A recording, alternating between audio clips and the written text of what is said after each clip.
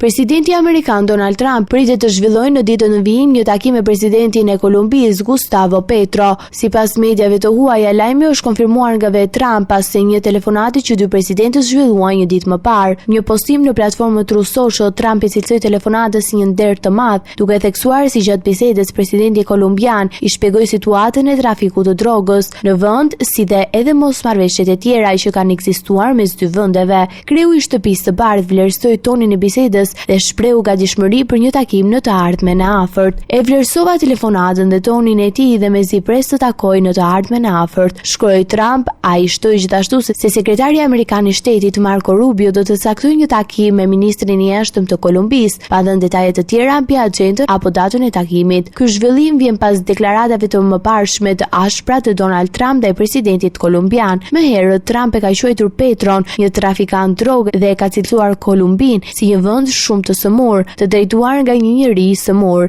çka kishte tensionuar marrëdhëniet mes dy vendeve. Takimi i paralajmëruar shihet si një përpjekje për të zbutur këto tensione dhe për të hapur një kapitull të ri dialogu mes Washingtonit dhe Bogotës.